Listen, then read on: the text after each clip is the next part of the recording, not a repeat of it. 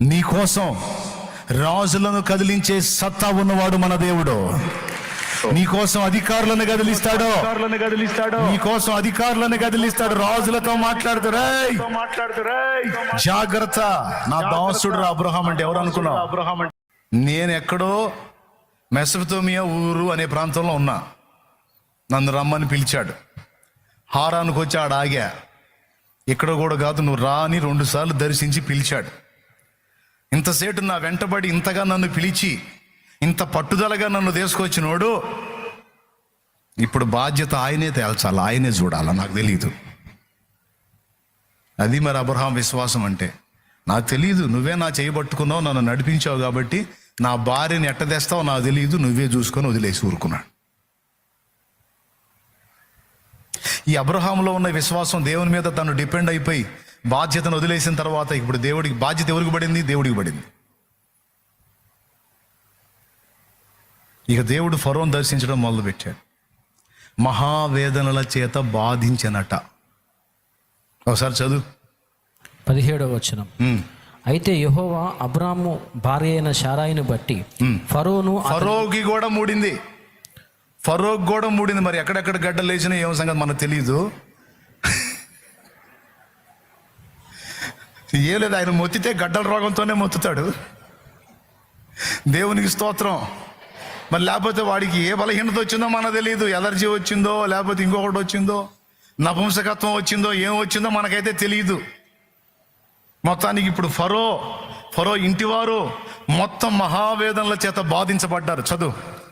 అప్పుడు ఫరో అబ్రామును పిలిపించి, అయ్యా, నీవు నాకు చేసినది. వాళ్ళకి అసలుకి శకునాలు చూసే లక్షణం ఉంది. గొడ్డొచ్చిన వేళ, బిడ్డొచ్చిన వేళ అని ఉంటాయి కదా శకునాలు. ఏమో లెగ్గు పెట్టింది, మా ఇంట్లో అడుగు పెట్టింది, ఇక మాకు మూడింది, మాకు ఏమేమవుతుందో మాకు అర్థం కావట్లా, దండం పెడతాను, అసలు వాస్తవం చెప్పయ్యా అని పిలిచాడు. అప్పుడు ఉన్న సంగతి చెప్పాడు. దండం పెట్టి ఇంకాసిన అప్పచెప్పి, నన్ను దీవించయ్యా, పొరపాటు పడ్డాను, నీ భార్య అని చెబితే తీసుకురాకపోదును, నువ్వు చెల్లెళ్ళని చెబితివి, తెస్తిని, ఇంత పని చేసావు, నన్ను సత్యవాడిగా అన్యాయంగా అని దండం పెట్టి అప్పచెప్పాడు. స్తోత్రం. దేవుని యందు విశ్వాసం ఉంచి దేవుని మీద ఆధారపడి దేవుని వైపు చూచినప్పుడు దేవుడు కదిలి చేసిన కార్యాలవి. నేను నీ ఎదుట ఉన్నాను, నీ మాట విని వచ్చాను, నువ్వే చూసుకో. తర్వాత ఆమెను ఆయనకు అప్పచెప్పి పంపించినాక వాళ్ళ ఇంట్లో సమాధానం వచ్చింది. ఫరో ఇంట్లోనూ ఆ మిగిలిన వాళ్ళ ఇళ్లలో. లేకపోతే మొత్తం ఇక శాపం స్టార్ట్ అయింది. నీ కోసం రాజులను కదిలించే సత్తా ఉన్నవాడు మన దేవుడు. నీ కోసం అధికారులను కదిలిస్తాడు. నీ కోసం అధికారులను కదిలిస్తాడు. రాజులతో మాట్లాడుతారు. జాగ్రత్త, నా దాసుడు అబ్రహాం అంటే ఎవరు అనుకున్నావు? ఏ లాబాను, ఏమన్నా అల్లుడిని తన్నాలని పోతున్నావా? యాకోబుని, నా సేవకుడురా, నా దాసుడు యాకోబు, అతన్ని సమీపించి మంచియే గాని చెడ్డయే గాని నువ్వు మాట్లాడావా, నువ్వు చస్తావు. పోయి మర్యాదగా కలిసి మర్యాదగా రా. నీకు తెలియదు ఆయన మాట్లాడినట్టు. నీ కోసం, నీ పక్షంగా ఆయన మాట్లాడాల్సిన వాళ్ళతో మాట్లాడతాడు. ఆయన చేయాల్సిన విధంగా కార్యాలు చేస్తాడు. ఆయన ఏం కంగారు పడాల్సిన అవసరంలా, నువ్వేం గందరగోళం అవ్వాల్సిన అవసరంలా. ఎవరితో మాట్లాడితే నీకు మేలు కలిగిద్దో, ఎవరితో మాట్లాడితే కార్యాలు జరుగుతాయో మాట్లాడాల్సిన వాళ్లతో ఆయనే మాట్లాడుతాడు. దిగులు పడద్దో. విశ్వాసము గలదానవై ఆయన సన్నిధిని ప్రేమించు. విశ్వాసము గలవాడవై ఆయన సన్నిధికి చేరి నీ బాధ, గోడు, వేదన అంతా చెప్పు. మనుషులకు చెబితే ఓసారి వింటారు, రెండోసారి చెబితే ఈ మనిషికి కనపడితే మైండ్ తింటున్నాడు రా అనుకుంటారు. 10 మంది దగ్గరికి వెళ్ళి నీ బాధ 10 సార్లు 10 మందికి చెప్పుకునే కంటే ఆ 10 సార్లు ఒక్క దేవుడు, నీ ప్రభు అయిన యేసు దగ్గరికి వెళ్ళి చెప్పుకోపో. 10 సార్లు 10 మంది దగ్గరికి వెళ్ళి 10 సార్లు నీ బాధ చెప్పుకునే కంటే ఆ 10 సార్లు ఒక్కడే ఉన్న ప్రభు దగ్గరికి వెళ్ళి 10 సార్లు చెప్పు. జవాబు ఎందుకు రాదో చూద్దాం. ఆత్మ సంబంధులు, పరిశుద్ధాత్మ నడిపింపులో ఉన్నోళ్ళు, ఆత్మచేత నింపబడ్డోళ్ళు, యేసులో ఎదిగినోళ్ళు, యేసు ఏంటో రుచి తెలిసినోళ్ళు ఆ పనే చేస్తారు. ఉండలేరు ఆయన సన్నిధికి పోకుండా. ఏదన్నా రాని ఆయనకే. ఇన్ని సమస్యలు నలుగుతావు, ఎవరికి చెప్పబోయింది నువ్వు? అసలు ఏంటి నీ ధీమా? కొంతమంది తల్లిదండ్రులు ఆడపిల్లలను అడుగుతారు, అమ్మాయి మరి ఇన్ని రకాలుగా నలిగిపోతా, మరి ఇన్ని రోజులు మాకెందుకు చెప్పలా? ఇన్ని రోజులు కాదు, ఇప్పుడు కూడా చెప్పను మీకు. ఏం చేస్తారు మీరు చెబితే? తల ఒక మాట అంటారు. ఒకవేళ ఏదన్నా సాయం చేసినా బతికున్నంత వరకు దెప్పి పొడుస్తూనే ఉంటారు. లేకపోతే నీ కర్మను అనుభవించు, నీ దినం ఎట్లో చేసుకొని తిడతారు. తప్పించి ఇంకేం చేస్తారు మీరే? అందుకే నా సమస్యను చెప్పినప్పుడు దాన్ని విని అర్థం చేసుకొని నాకు సహాయము చేయగలిగిన నా దేవునికే నా గోడంతా చెప్పుకుంటున్నాను. నా దేవునికే విన్నవించుకుంటున్నాను. కొంతమంది తండ్రుల్ని కొడుకులు అడుగుతారు, కాదు డాడీ ఇంత సమస్య ఉన్నప్పుడు మరి మాకు చెప్పొచ్చుగా. ఏంది మమ్మీ మాకు చెప్పొచ్చుగా, మరి ఆయన ఎందుకు అంతసేపు నలగటం? మాకు చెబితే మేము డీల్ చేస్తాంగా. మమ్మీ చెప్పాలా డాడీ గురించి? ఆయన కన్నోళ్ళరా మీరు, మీకు ఆయన చెప్పుకునేది ఏంది? ఫస్ట్ నుంచి ఆయనకు ఒక అలవాటు ఉంది. ఆయనకి ఏదన్నా వస్తే నాకు చెప్పడు, మీకు చెప్పడు, చెప్పాల్సినోడికి చెప్తాడు. మీ డాడీ దేవుని యందలి విశ్వాసం ఉంచినోడు రా. మీ డాడీ వాళ్ళకెళ్ళకి చెప్పి ఏడుచుకునే రకం కాదు. ఆయన దేవుని ముందుకెళ్ళేవాడు.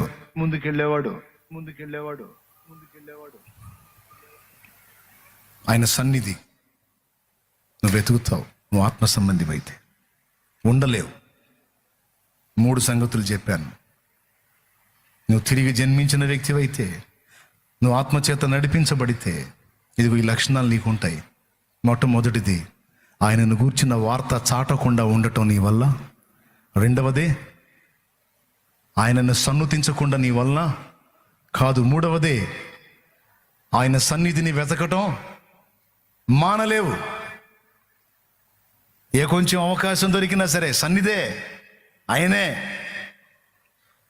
3, 4వది, ప్రతిరోజు ఆయన స్వరము వినకుండా ఉండలేవు. ఆయన స్వరం వినాలి రోజు. ఆయన మాట్లాడాలి.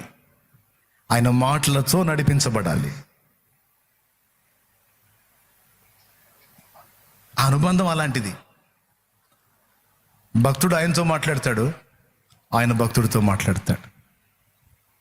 భక్తురాలు ఆయనతో మాట్లాడిద్ది, ఆయన కూడా భక్తురాలతో మాట్లాడతాడు.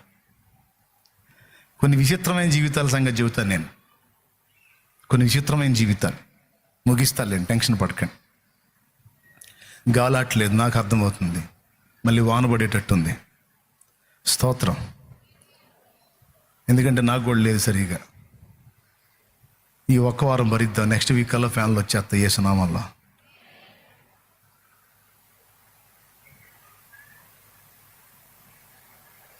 ఏం చెప్తున్నాను? కొంతమంది విచిత్ర భక్తుల సంగతి చెప్తా. దేవుని సన్నిధికి వెళ్తారు, దేవునితో మాట్లాడతారు, దేవుడు మాట్లాడబోయేటప్పటికి లేచి వస్తారు. అంతా తొందరే. కానీ దేవుని సన్నిధిని నిజంగా ప్రేమించే భక్తులు దేవునితో మాట్లాడటమే కాదు, దేవుడు మాట్లాడిన దాకా ఆగి ఆయన స్వరమును విని అప్పుడు కదులుతారు బయటికి. దేవునికి స్తోత్రం. హల్లెలూయా. బైబిల్లో కొంతమంది ఉన్నారు. పిలాతు ఉన్నాడు. యేసు ప్రభుని విచారించి, నేను సత్యమును గూర్చి సాక్ష్యం ఇచ్చుటకు వచ్చి తినేని ప్రభు అంటే, సత్యం అనగానేమి అని అడిగాడు. సత్యం అనగా ఏమిటో చెప్పబోయేసరికి వీడు మళ్ళీ బయటికి వెళ్ళాడు. ఈ పిలాతు లాంటి మైండ్ వాళ్ళు ఉంటారు, విశ్వాసుల్లో కూడా ఉంటారు ఇట్లాంటి మైండ్ వాళ్ళు. ఆయన దగ్గర పోయి విషయాలు చెప్తారా, సమస్యలు చెప్తారా, ఆయన బదులు ఇవ్వబోయేటప్పటికి అల్లీసి వచ్చేస్తారు. అట్లా రాకూడదు. ఆయన దగ్గరికి వెళ్తావు, ఆయనతో మాట్లాడతావు, ఆయన కూడా నీతో మాట్లాడిన దాకా కాస్త నిరుపు నిదానం కలిగి ఆగాలి. ఆయన మాట్లాడతాడు. మోకాళ్ళేసి నువ్వు కనిపెడితే నీ తలంపులకు ఒక వచనాన్ని చూపించవచ్చు. ఫలానా వచనం తీసి చదువు అనొచ్చు. లేకపోతే నీ డైలీ ధ్యానంలో అందులో నుంచి దేవుడు నీతో మాట్లాడచ్చు. లేకపోతే స్వరం వినిపించవచ్చు. లేకపోతే దర్శనం చూపించవచ్చు. కానీ ఆ మోకాళ్ళేసి కాసేపు దేవుని సన్నిధిలో ఆ మౌనంగా కనిపెట్టి ఆ మౌనంగా ధ్యానించేటువంటి మనస్సుని భక్తులు కలిగి ఉండాలి. ఆత్రమాత్రంగా పోవటమనో హడావుడి చేసి తిరిగి ఆయన మాట్లాడబోయేసరికి పరిగెత్తుకుంటూ రాకూడదు. కొంతమంది అంతే. ఇప్పుడు నా దగ్గరికి వచ్చారు, ఓ 2,000 కావాలని అడిగావు. నేను ఇస్తానో ఇవ్వనో చెప్పాలిగా. చెప్పిన దాకా నువ్వు ఉండాలిగా. మనవాళ్ళ వ్యవహారం ఎట్టుంటుందో తెలుసా? చాలేమన్నా నాకు 2,000 కావాలి, యేసునామములో అడుగుతున్నాను, ఆమేన్. ఎట్లుంటుంది అది? కొంతమంది ఆవేశం భక్తులు నిలబడాలి కదా, కాసేపు కనిపెట్టాలి కదా, ఆయన ఏం మాట్లాడతాడో తెలుసుకోవాలి కదా. హడావుడిగా పోవటం, హడావుడిగా రావటం తప్పు. 4వ మాట చెప్తున్నాను, ఆయన స్వరము వినకుండా రారు. ఒక్క మాట అయినా సరే ఆయన మాట తీసుకొని బయటకు వస్తారు. అదే సాధన చేయాలి. 4వది ఏంటి? ఆయన స్వరము వినకుండా ఉండలేరు.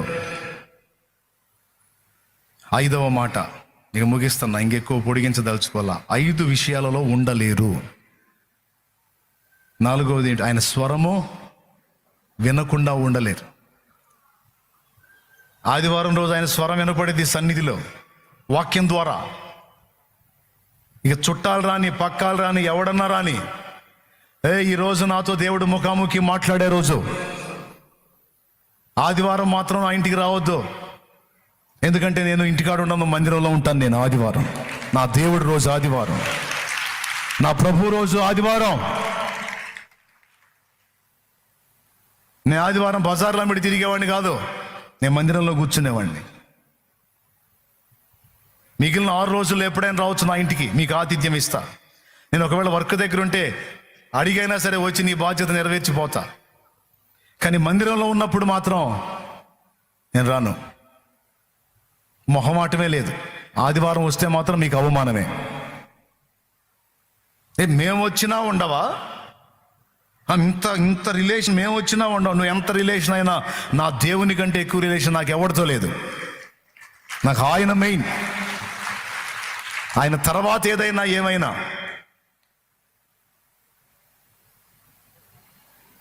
నా దేవుడు మాట్లాడే రోజు ఈరోజు.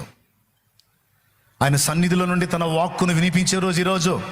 పరిశుద్ధుల సహవాసంలో కలిసే రోజు ఈరోజు.